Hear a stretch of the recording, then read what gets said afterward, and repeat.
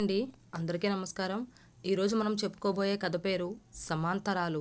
రచయిత తటవర్తి నాగేశ్వరి గారు. విడిపోయేదానికి కలవటం ఎందుకు ప్రశ్నించింది తులసి. ఊపిరాడనప్పుడు కిటికీలు భద్ర చేసుకునైనా బయటకు రావటానికి ప్రయత్నిస్తాం కదా, ఇది అంతే చెప్పింది సరియు. బయటకు వచ్చాక ప్రవాహం నిన్ను ముంచేస్తే సరియు కళ్ళల్లోకి చూస్తూ అడిగింది తులసి. సమాధానం చెప్పలేదు సరియు. అలాగే తులసి కళ్ళల్లోకి చూస్తూ కూర్చుంది. లోపలే ఉండటం బెటర్ కదూ అని అర్ధోక్తిగా ఆగింది. కాసేపటి తరువాత ఎక్కడున్నా పోవటం ఖాయమంటావ్ అంది. కాదు, లోపలే ఉండి పరిష్కారాలు వెతుక్కోవటం బెటర్ అంది తులసి. విడిపోవడమే తప్ప దీనికి పరిష్కారం లేదు అంది సరయు. అది నిరాశావాదం డియర్ అని సరయు మెడ చుట్టూ చేతులు వేసింది తులసి. 2 రోజులుగా తులసి ఇంట్లో ఉంటుంది సరయు. రాఘవ్కి ఫోన్ చేయి అంది తులసి. నెవ్వర్. ఇగో నీ సమస్యల్ని పరిష్కరించదు కాస్త కోపంగా అంది తులసి.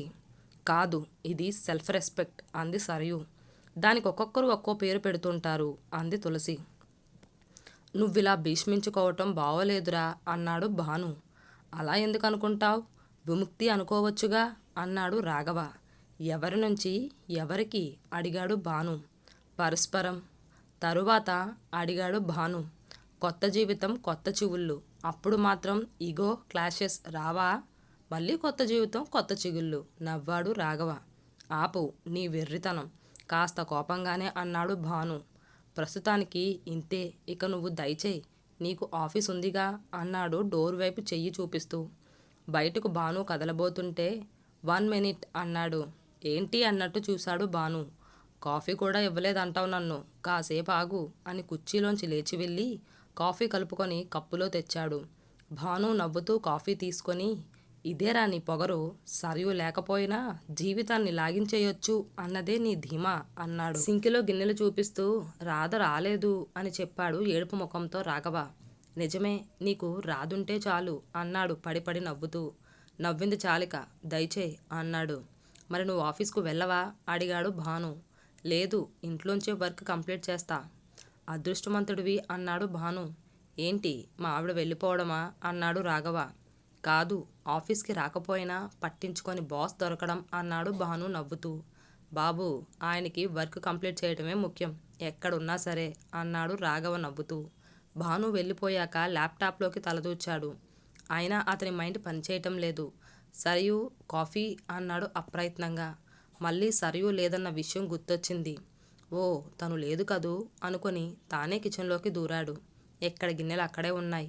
అడగ్గానే నురగలు కక్కే కాఫీ తెచ్చే సరియు గుర్తొచ్చింది వెంటనే. ఇటువంటప్పుడే కదా భార్య అవసరం తెలిసేది అనుకున్నాడు.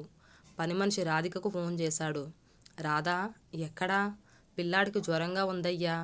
అవునా, అయ్యో అన్నాడు. ఏమనుకుందో ఏమో, కాసేపు అయ్యాక వచ్చి అంటు తోముతానయ్యా అని చెప్పింది.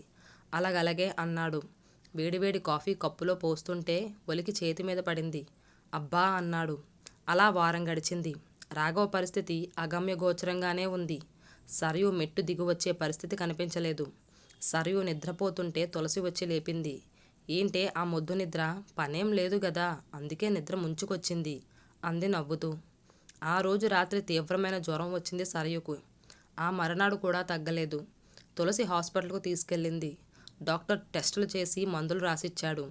అన్ని ఫీజులు తులసే కట్టి సరయుని ఇంటికి తీసుకొచ్చింది. సో ఈ రోజుతో నా ఏటీఎం ఖాళీ అంది నవ్వుతూ. అవును కదూ, ఉన్నదంతా ఊడ్చి నా కోసం పెట్టావు అంది దిగాలుగా. తులసి భర్త కృష్ణమోహన్ సైన్యంలో పనిచేస్తూ చనిపోయాడు. అతడి పింఛనే ఆమెకు ఆధారం. భర్త చనిపోయాక పింఛన్ తనకి కేటాయిస్తూ మిగతా డబ్బు భర్త అమ్మా నాన్న తమ్ముడు చెల్లాయికి ఇచ్చేసింది తులసి. అది న్యాయం అని కూడా అనిపించింది. మళ్ళీ పెళ్లి చేసుకోమని ఎంతమంది ఎన్ని రకాలుగా పోరినా తులసి వినలేదు. కృష్ణమోహన్ జ్ఞాపకాలతోనే బ్రతికేస్తుంది. దగ్గరలో ఉన్న వృద్ధాశ్రమంలో జీతం భత్యం లేకుండా కేర్ టేకర్గా పనిచేస్తుంది తులసి. అదే రోజు సాయంత్రం ఊరికి వెళ్ళటానికి రెడీ అయ్యింది. ఇంత సడన్గా జర్నీ ఏమిటే అడిగింది తులసి. ఇంకా నా భారం నీ మీద మోపలేను, ఇంటికి వెళ్ళి జాబ్కి ట్రై చేస్తాను అంది. నీ విషయం తెలిస్తే మీ అమ్మా నాన్న తట్టుకోగలరా?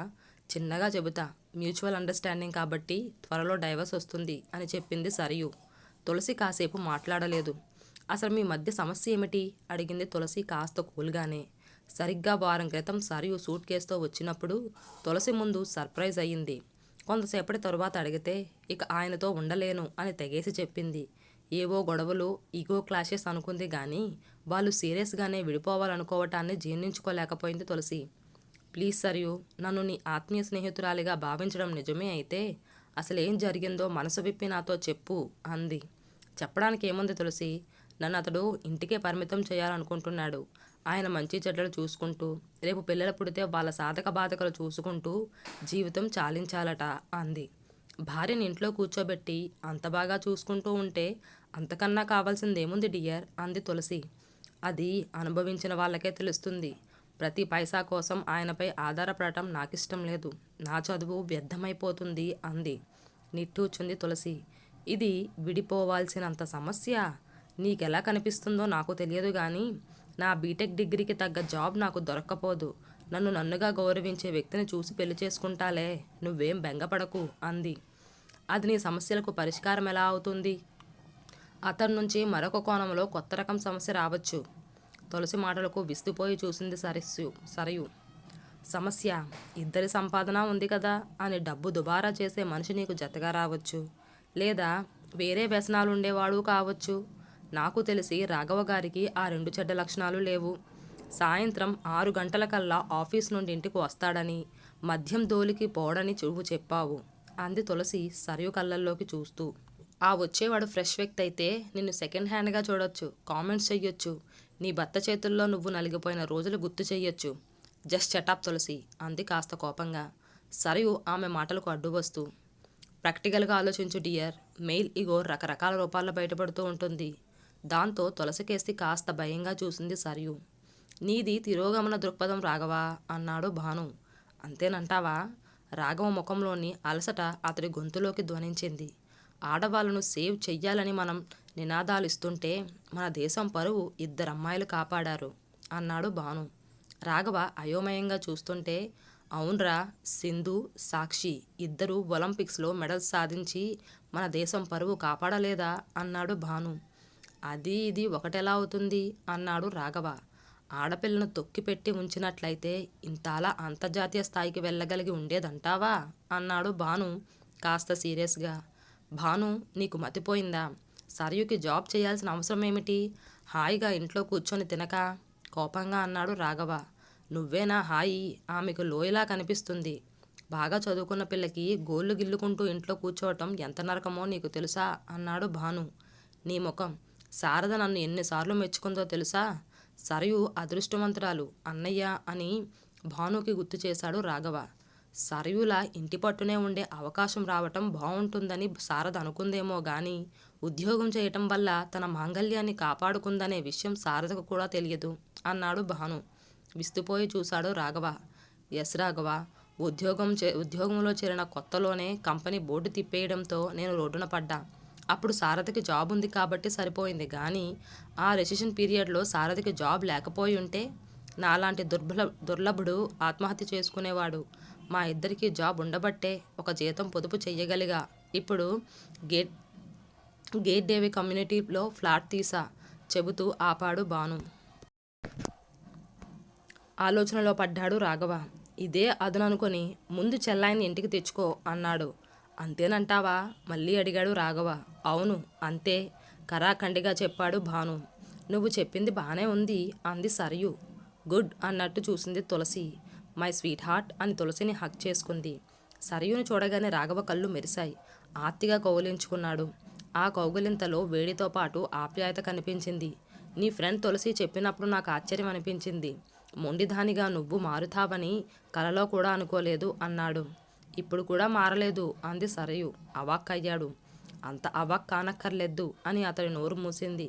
వెయిట్ అండ్ సీ అంటూ ఫస్ట్ తారీఖున తన జీతం తెచ్చి భార్యకిస్తుంటే అవసరం లేదు, ఈ నెల నుండి నా ఇన్కమ్ మీకే ఇస్తా, బ్యాంకులో సేవ్ చెయ్యండి, రేపు మన పిల్లలకు పనికొస్తుంది అంది 50,000 చెక్కు రాఘవ్ చేతికిస్తూ.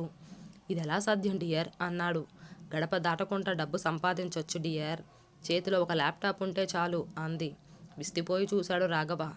అంతా తులసి మహిమ అంది సరయుకి. తులసి మాటలు గుర్తొచ్చాయి. సరయు, నా చదువు 10వ తరగతితో ఆగిపోయింది. నువ్వు అలా కాదు, బీటెక్ వరకు చదివావు.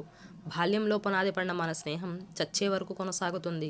వివాహ బంధం కూడా అలాగే సాగాలి. భార్యాభర్తలు ఇద్దరూ స్నేహితులే.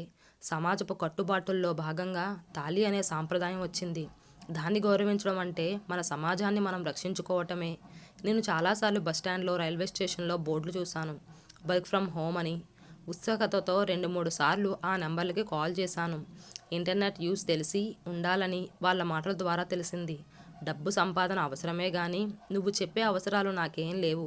కృష్ణమోహన్ పింఛన్ చాలు. ఇంకా అవసరమైతే నేను ఆలోచిస్తా. కానీ నాకు అనిపిస్తుంది, నాకంటే తెలివైన నువ్వు ఈ ఆధునిక సమాజంలో, ఇంటర్నెట్ యుగంలో ఇంట్లో కూర్చొని కూడా సంపాదించగలవని. తులసి మాటలు గుర్తు చేసుకుంది సరియు. భర్త ఆశ్చర్యానికి తెరదించుతూ, హెల్త్ ఇన్సూరెన్స్ పథకాలు అవసరమైన వాళ్ళకి, ఆన్లైన్ మార్కెటింగ్ చెయ్యాలనుకునే వాళ్ళకి, నెట్వర్క్ ద్వారా వివిధ రంగాల్లో వ్యాపారం చెయ్యాలనుకునే వాళ్లకు అనుసంధానకర్తలుగా మనం ఉండగలిగితే చాలు. ఇంట్లో వండి కూడా సంపాదించొచ్చు. గడప దాటాల్సిన పని లేదు. మీ కోరిక మేరకు ఇంట్లో ఉంటున్నా, నా కోరిక మేరకు సంపాదిస్తున్నా అంది సరియు. భార్యని ఎలా అభినందించాలో అర్థం కాలేదు రాఘవకి. తన కంపెనీలోనే తనకి జాబ్ చూశాడు. ఆ విషయం సరయుకు చెప్పాలా వద్దా అని సందిగ్ధంలో పడి సరయుని అలాగే చూస్తూ ఉండిపోయాడు రాఘవ.